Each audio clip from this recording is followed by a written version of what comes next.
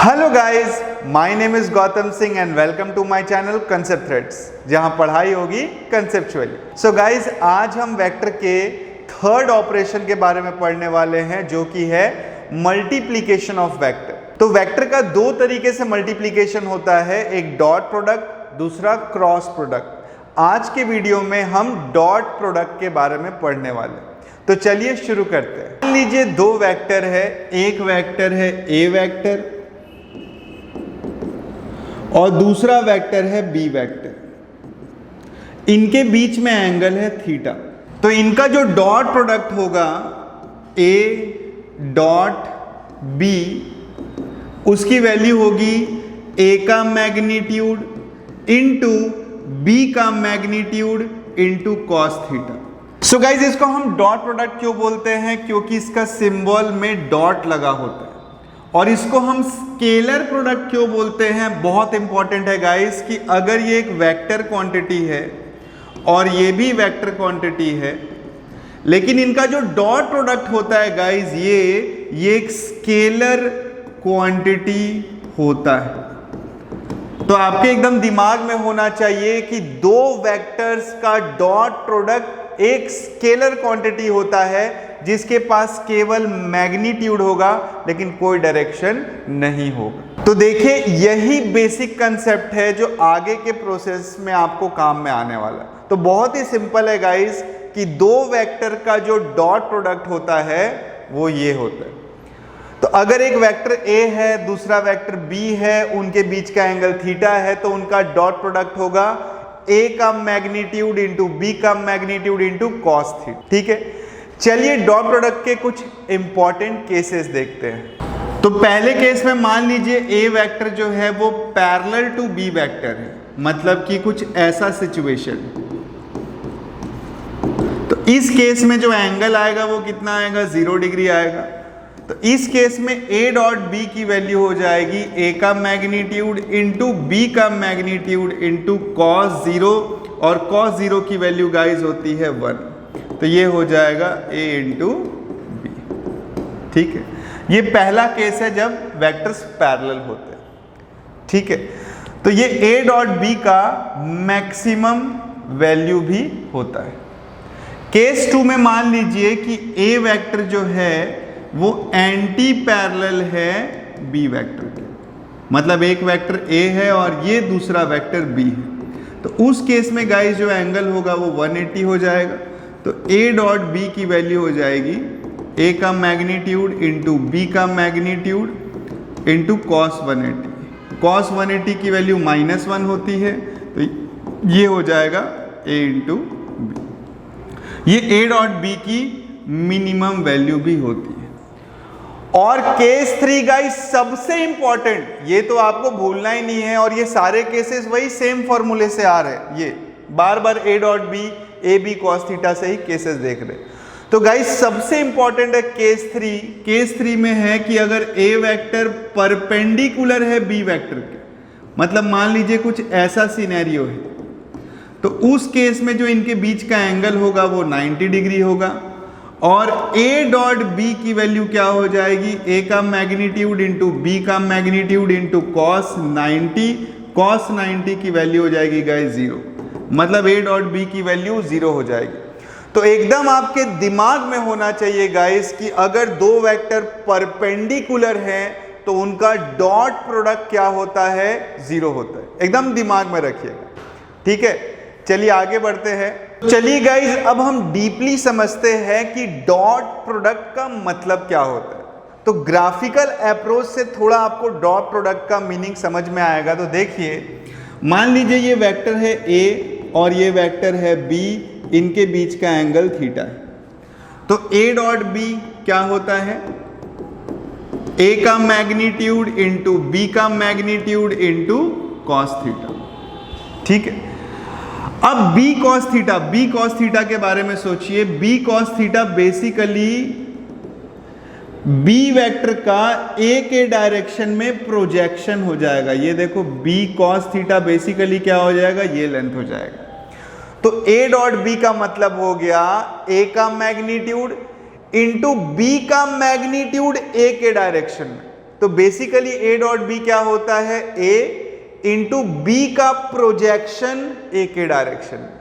तो ये चीज आपको ध्यान में रखना है, इससे बहुत भयानक भयानक सवाल आप लोग सॉल्व कर सकते हैं। तो अब हम लोग देखते हैं कि इस टाइप के वेक्टर का डॉट प्रोडक्ट कैसे करते हैं। ठीक है, तो हमने इस टाइप के वेक्टर का जोड़ और घटाव देख लिया है, मतलब ऐड कैसे करें, सब्ट्रैक्ट कैसे करें, इस तरह के वेक्टर को हम जानते हैं। अब हम देखते हैं कि इस टाइप के वेक्टर का डॉट प्रोडक्ट कैसे करें। तो देखिए एक बेसिक चीजें पहले देख लेते हैं। आई कैप डॉट आई कैप कितना होगा, आई का मैग्नीट्यूड इंटू आई का मैग्नीट्यूड इंटू इनके बीच का एंगल। तो आई और आई का डायरेक्शन क्या हो गया, पैरेलल, तो कॉस 0, तो ये कितना आ गया गाइस 1। ऐसे ही जे डॉट जे कितना आ जाएगा 1 और के डॉट के भी कितना आ जाएगा 1 आ जाएगा। अब आप दूसरे यूनिट वेक्टर को मल्टीप्लाई करके देखिए, आई डॉट जे कैप, तो ये क्या हो जाएगा, आई का मैग्नीट्यूड इंटू जे का मैग्नीट्यूड, और आई और जे के बीच में एंगल कितना है गाइस 90, तो cos 90 की वैल्यू कितनी हो जाएगी 0, तो ये भी 0।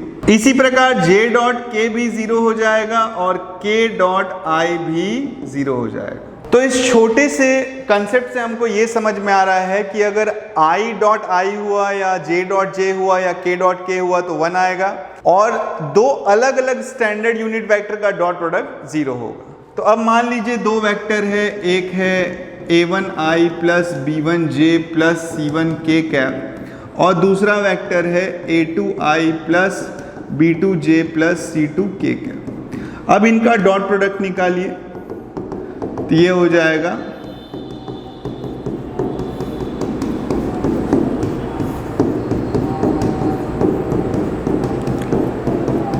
ठीक है।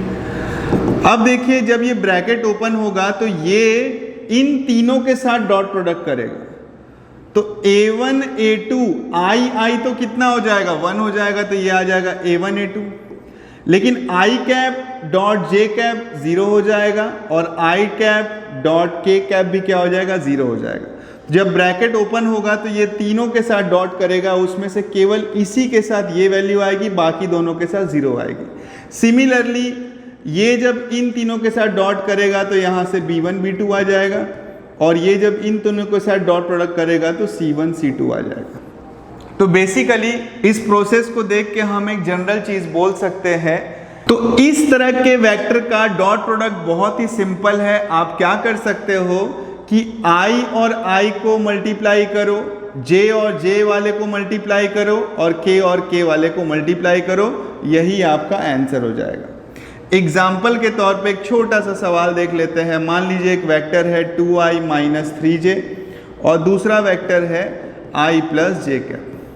तो इनका जो डॉट प्रोडक्ट होगा वो हो जाएगा i ये हो जाएगा 2 माइनस जे ये हो जाएगा -3, तो ये आंसर हो जाएगा -। एक गलती जो बच्चे बार बार करते हैं वो ये होता है कि जब इस तरह के वेक्टर का डॉट प्रोडक्ट करते हैं तो आंसर में i j k भी लिख देते हैं। वो आपको नहीं लिखना है, क्योंकि i डॉट i 1 हो जाएगा, j डॉट j 1 हो जाएगा और k डॉट k 1 हो जाएगा, and more over it is a scalar quantity. ठीक है, तो इसमें वेक्टर का नामो निशान नहीं होना चाहिए। तो आई थिंक आपको ये चीज समझ में आ रहा होगा कि इस तरह के वेक्टर का डॉट प्रोडक्ट कैसे किया जाए। ठीक है, तो चलिए अब हम लोग देखते हैं कुछ most important application of dot product. पहला एप्लीकेशन जो है, ये डॉट प्रोडक्ट एक बहुत बड़ा अस्त्र है, इससे आप कई चीजें निकाल सकते। तो सबसे पहला और सबसे इंपॉर्टेंट एप्लीकेशन है कि आप डॉट प्रोडक्ट के मदद से कोई भी दो वेक्टर के बीच का एंगल निकाल सकते। कैसे, देखिए a डॉट b क्या होता है गाइस, ये होता है। तो यहां से cos थीटा क्या हुआ, ये दोनों के बीच का एंगल ही तो हुआ। तो cos theta is equal to क्या हो जाएगा, बाई a का मैग्नीट्यूड इंटू b का मैग्नीट्यूड। अब a बाई a का मैग्नीट्यूड क्या हो जाएगा a कैप, और b बाई b का मैग्नीट्यूड क्या हो जाएगा b कैप। तो इससे हमको एक फॉर्मूला समझ में आ रहा है कि किसी भी दो वेक्टर के बीच का अगर आपको एंगल निकालना है तो स्टेप नंबर 1 है कि उनको यूनिट वेक्टर में चेंज कर दीजिए, और जब उनका आप डॉट प्रोडक्ट करेंगे तो उनके बीच के एंगल का कॉस आपको मिल जाएगा। ठीक है, जिन लोग एकदम ऊपर से चले गया उन लोग के लिए देखिए एक छोटा सा सवाल बताते हैं। तो मान लीजिए एक वेक्टर है i plus J plus K cap और दूसरा वेक्टर है i minus J plus 2 K cap. ऐसे दो वेक्टर मान लीजिए, तो ये कहीं तो भी 3D वेक्टर है और इनके बीच में कुछ एंगल थीटा होगा, वो आपको फाइंड करना है। तो हम क्या करेंगे, फॉर्मूले के हिसाब से सबसे पहले दोनों वेक्टर को यूनिट वेक्टर में चेंज कर देंगे। तो अगर a वेक्टर को a कैप में चेंज करना है तो हम क्या करेंगे, उसी के मैग्नीट्यूड से उसको डिवाइड कर देंगे। तो root under 1 square plus 1 square plus 1 square basically हो जाएगा i plus J plus K by root 3। और वैसे ही b वेक्टर को यूनिट वेक्टर में चेंज कर देंगे तो हो जाएगा i minus J plus 2 K cap by root under 1 square plus 1 square plus 2 square. तो ये हो जाएगा i minus J plus 2 K cap by 4 plus 1 plus 1 root 6। ठीक है गाइस, अब जो इनके बीच का जो कॉस होगा, कॉस थीटा होगा, वो a cap dot b cap होगा। तो इनका डॉट प्रोडक्ट अगर आप करें तो i cap dot i cap 1 minus 1 और plus 2 by root 3 into root 6 root 18। तो वैल्यू आ जाएगी 2 बाई 18 को मैं लिख सकता हूँ 3 इंटू 3 इंटू 2, तो 3 बाहर निकल जाएगा 3 रूट 2। तो यहाँ से कॉस थीटा की वैल्यू आ रही है गाइस रूट 2 बाई 3। तो थीटा की वैल्यू आ जाएगी कॉस इनवर्स रूट 2 बाई 3। यही आंसर है गाइस। ठीक है, तो ये दो वेक्टर कहीं तो भी 3D वेक्टर थे, इनके बीच का आपको एंगल निकालना था। तो पहले हमने इनको यूनिट वेक्टर में चेंज किया और फिर इनका डॉट प्रोडक्ट कर दिया। जो इनका डॉट प्रोडक्ट होगा वही cos of angle between them होगा, जिससे इनके बीच का एंगल आ गया। तो ये बहुत इंपॉर्टेंट एप्लीकेशन है, आपको याद रखना है कि दो वेक्टर के बीच का एंगल हम कैसे निकालते हैं। तो डॉट प्रोडक्ट का दूसरा एप्लीकेशन है कि अगर तो डॉट प्रोडक्ट की मदद से आप किसी भी वेक्टर का दूसरे वेक्टर के अलोंग प्रोजेक्शन निकाल सकते हैं। जैसे कि अगर आप फिर से फॉर्मूला में देखें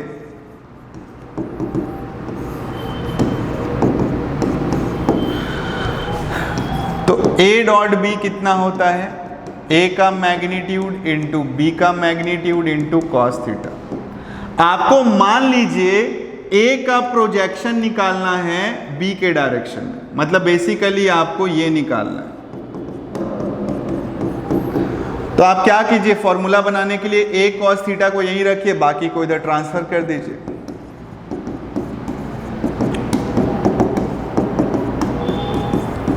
तो यहां से a cos थीटा की वैल्यू आ गई, b वेक्टर बाय b का मैग्नीट्यूड कितना आ जाएगा, b कैप।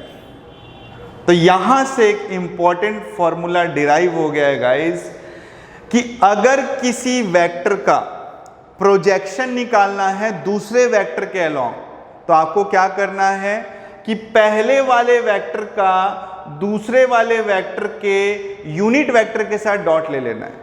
मतलब जिस वेक्टर का भी प्रोजेक्शन निकालना है वो दूसरे वाले वेक्टर के यूनिट वेक्टर के साथ डॉट कर दो, आपको उस वाले वेक्टर का प्रोजेक्शन मिल जाएगा अलोंग बी वेक्टर। तो चलिए, जिनको ये कंसेप्ट समझ में नहीं आया है हम छोटा सा एग्जांपल लेके देखते हैं। मान लीजिए एक वेक्टर है a जो कि है i minus J plus 2k vector, और एक वेक्टर है b जो कि है i plus J plus K cap. ठीक है, अब बोला है कि find projection of A vector along B vector. मतलब ये बी वेक्टर है और ये ए वेक्टर है, तो इसका आपको प्रोजेक्शन निकालना है, बेसिकली ये लेंथ निकालना है। तो हम सिंपल सा फॉर्मूला लगाएंगे, ए वेक्टर डॉट जिसके अलोंग प्रोजेक्शन निकालना है उसके यूनिट वेक्टर के साथ डॉट कर दो। तो ये आ जाएगा i minus J plus 2k cap dot i plus J plus के और यूनिट वेक्टर में चेंज करने के लिए इसी के मैग्नीट्यूड से इसको डिवाइड कर दो और फिर डॉट प्रोडक्ट कीजिए, आई को आई से, जे को जे से और के को के से अपॉन √3। तो ये आंसर आ जाएगा 2/√3। तो ये जो शेडो लेंथ है या ये जो प्रोजेक्शन है बी के अलोंग, उसका जो लेंथ आ रहा है वो आ रहा है 2/√3। ठीक, तो ये एप्लीकेशन आप सब लोग को समझ में आ गया होगा। नेक्स्ट एप्लीकेशन है कि डॉट प्रोडक्ट जैसे जैसे आप 11th-12th में पढ़ते हैं कई जगह डिफरेंट फॉर्मूला में आता है, जैसे कि वर्क डन। तो जैसा आप लोग क्लास 9th में पढ़ते होंगे, कुछ बच्चों को अभी भी कंफ्यूजन होगा कि वर्क डन बराबर फोर्स इनटू डिस्प्लेसमेंट होता है, लेकिन वर्क डन बराबर गाइस होता है फोर्स डॉट डिस्प्लेसमेंट।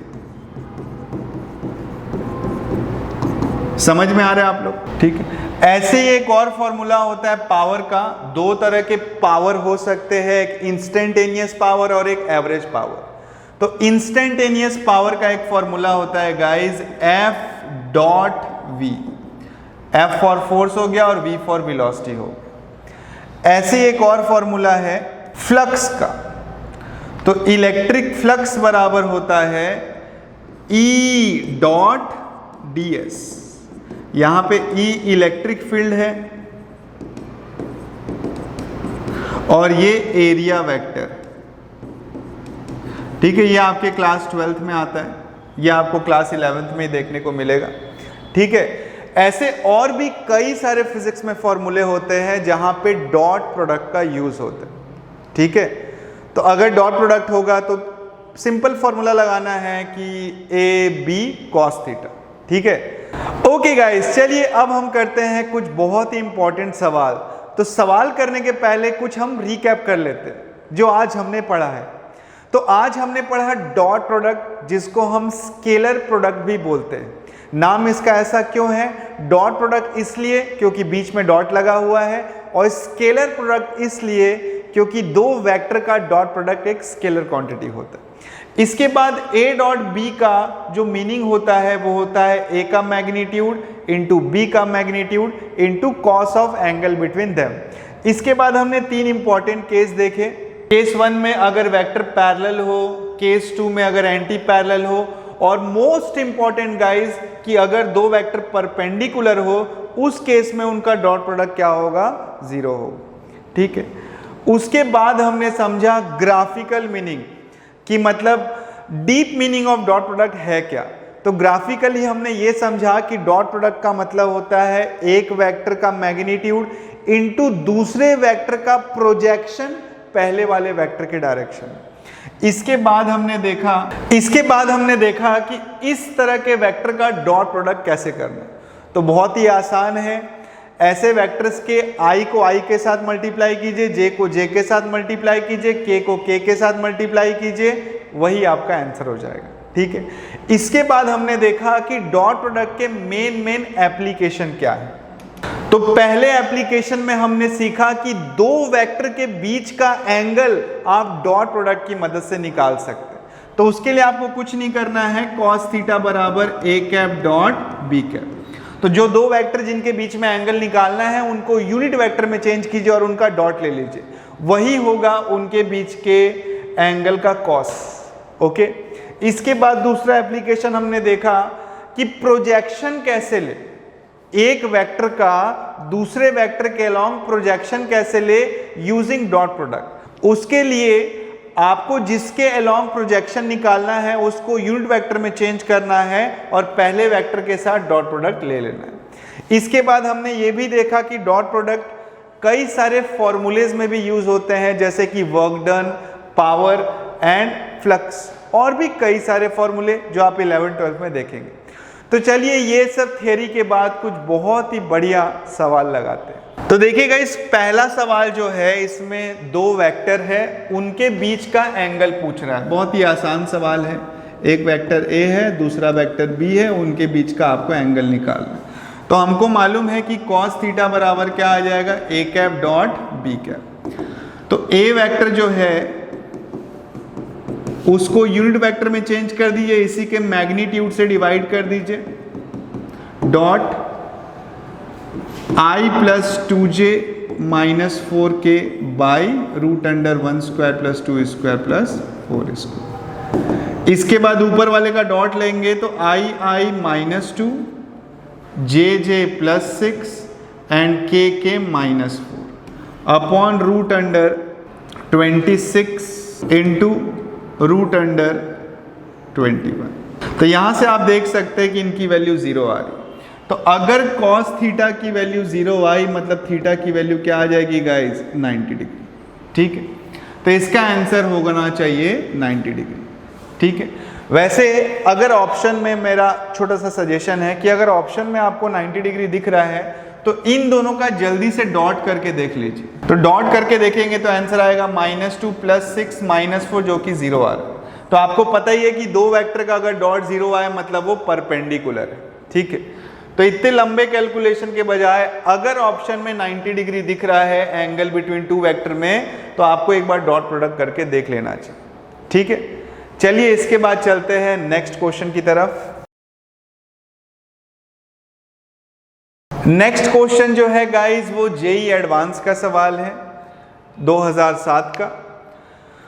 तो इस सवाल में बोल रहा है कि एक पार्टिकल जो है वो XY प्लेन में मूव कर रहा है under influence of force such that it's linear momentum, उस बॉडी का जो मोमेंटम है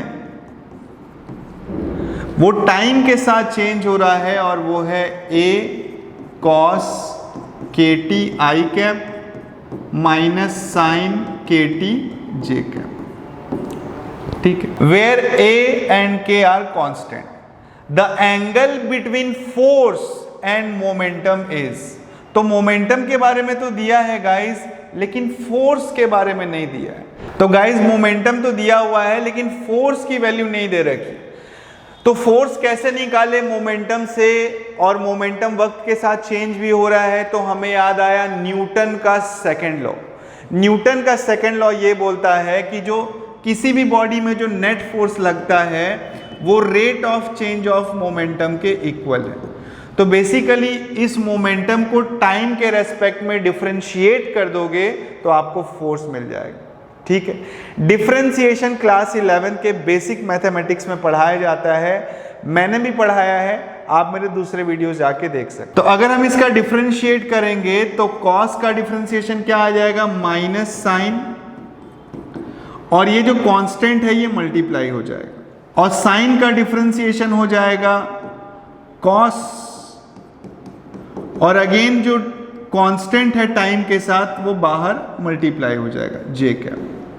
तो यहां से फोर्स की वैल्यू आ रही है ए के माइनस साइन के T I cap minus cos के टी जे कैप। तो फोर्स भी वक्त के साथ ऐसे चेंज हो रहा है। तो मोमेंटम है, फोर्स है, उनके बीच का एंगल निकालना है। तो गाइज अगर आप ध्यान से देखें इन दोनों का, जैसे ऑप्शन में अगेन 90 डिग्री है, तो मैं एक बार चेक कर लेता हूं कि इनका डॉट 0 आ रहा है क्या। अगर 0 आएगा तो हमें आगे प्रोसेस करने की जरूरत ही नहीं। तो अगर इन दोनों का डॉट प्रोडक्ट ले लें तो ये आ जाएगा a² के कॉस और साइन, तो माइनस कॉस के टी साइन के टी, और माइनस माइनस प्लस कॉस के टी साइन के टी। तो देखिए गाइज ये तो कैंसिल होके 0 आ जा रहा है। तो मोमेंटम और फोर्स का डॉट प्रोडक्ट 0 आ रहा है, इसका मतलब है कि वो दोनों कितना एंगल बना रहे गाइज, 90 डिग्री एंगल बना। तो इसीलिए इसका आंसर हो जाएगा 90। नेक्स्ट क्वेश्चन देखिए, ये मणिपाल का सवाल है। A vector P is perpendicular to vector Q, find value of A। तो एक P वेक्टर है,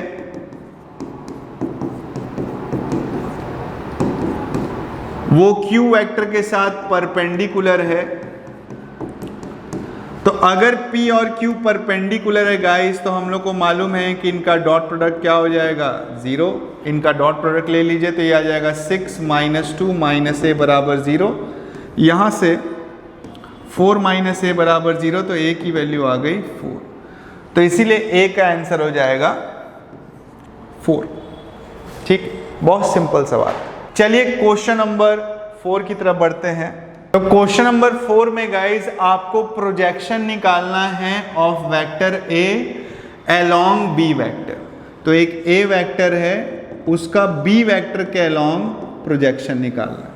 तो ये तो आपको मालूम ही है कि जिसके अलोंग प्रोजेक्शन निकालना है उसके यूनिट वेक्टर के साथ डॉट ले लीजिए। तो ये हो जाएगा 2i plus 3j into I plus J by root under 1 square plus 1 square. A vector का बी वेक्टर के यूनिट वेक्टर के साथ डॉट ले लीजिए। तो यहाँ से i इंटू आई 2, जे और जे 3 बाई रूट 2, तो ये आ रहा है 5 by root 2।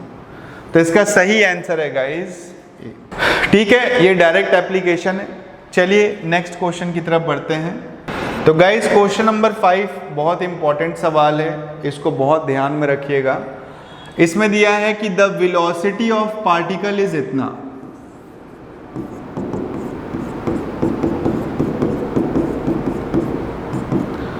The component of velocity parallel to vector ये।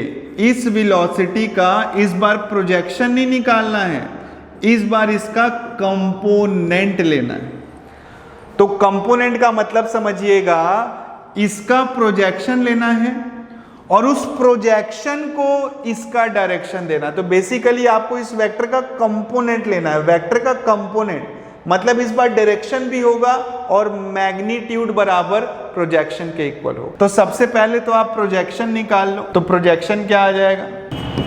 Projection of v along A vector, ये आ जाएगा 6i plus 2j minus 2k dot i plus j plus k by magnitude of this vector 1 plus 1 plus 1। i को i के साथ, j को j के साथ और k को k के साथ बाई रूट 3, ये आ रहा है 6 बाई रूट। ठीक है गाइस, तो अभी इस वेलोसिटी का इस डायरेक्शन में प्रोजेक्शन आ गया, लेकिन आपको इस बार प्रोजेक्शन नहीं निकालना है, वेलोसिटी का कंपोनेंट निकालना है। तो इस बार इस प्रोजेक्शन का डायरेक्शन भी होगा अलोंग ए वेक्टर। तो मैग्नीट्यूड मालूम है, डायरेक्शन के लिए क्या करेंगे, इसी वेक्टर के यूनिट वेक्टर से इसको मल्टीप्लाई कर देंगे। तो आंसर आ जाएगा 6 बाई रूट 3, ये हो गया मैग्नीट्यूड, और डायरेक्शन आ जाएगा i plus J plus K by root under 1 plus 1 plus 1। तो यहाँ से आ जाएगा 2i plus 2j plus 2k का। ये देखिए, तो इसका सही आंसर जो आ रहा है वो आ रहा है ऑप्शन नंबर बी। तो इसके लिए एक जनरल फॉर्मूला भी लिख सकते हो, और वो जनरल फॉर्मूला क्या होगा? Component of A vector along B vector. Projection की बात नहीं हो रही है गाइस, कंपोनेंट की बात हो रही है। तो अगर सवाल में दिया है कि कंपोनेंट निकालो, तो उस केस में आप क्या करोगे कि पहले तो मैग्नीट्यूड निकाल लोगे, ये मैग्नीट्यूड आ गया, और फिर डायरेक्शन दे दोगे, ये देखो ये। तो ये पहले तो प्रोजेक्शन निकाल लिए और उसको बी वेक्टर के अलोंग डायरेक्शन दे दिए। तो ये आपका फार्मूला बन गया। ठीक है, और थोड़ा सा दिमाग लगा के ऐसे भी निकाल सकते हो, लेकिन ये गाइज आपका एक जनरल फार्मूला हो गया। कब? जब आपको बोले कि कंपोनेंट निकालो। ठीक है, चलिए आगे बढ़ते हैं नेक्स्ट क्वेश्चन की तरफ। नेक्स्ट क्वेश्चन भी एक अच्छा सवाल है। इसमें क्या बोला है देखिए कि इफ ये जो वेक्टर है इज अ यूनिट वेक्टर, तो अगर ये यूनिट वेक्टर हुआ गाइस, तो इसका जो मैग्नीट्यूड होगा वो 1 होगा। तो root under A square plus B square is equal to 1। यहां से A square plus B square की वैल्यू क्या आ गई? 1 आ गई। ये पहला इक्वेशन। इसके बाद बोल रहा है कि ये जो वेक्टर है is perpendicular to this vector. तो अगर ये दोनों परपेंडिकुलर होंगे तो इनका डॉट प्रोडक्ट कितना हो जाएगा गाइस? 0 के इक्वल हो जाएगा। तो यहां से a प्लस बी की वैल्यू कितनी आ गई? 0। ये आ गया आपका दूसरा इक्वेशन। ठीक है, अब आपको a एंड b निकालना है। तो उसके लिए आप क्या कर सकते हैं? a बराबर माइनस बी, इसको पहले इक्वेशन में सब्सटीट्यूट कर दो। तो a की जगह आप माइनस बी जब डालेंगे तो 2b square is equal to 1, b की value plus minus 1 by root 2 आ जाएगी। ठीक है। और ऐसे ही a की वैल्यू जो है वो भी -+1/√2 आ जाएगी। तो ऐसा यहाँ पे कोई ऑप्शन नहीं है, इसीलिए नन ऑफ दीज इसका सही आंसर। ठीक है, ओके गाइस। तो क्वेश्चन नंबर 7 भी जेईई एडवांस का सवाल है। ये ज्योमेट्रिकल ऑप्टिक्स में आ चुका है, लेकिन इसमें वेक्टर का यूज है, इसीलिए मैंने इसको इस टॉपिक में रखा है।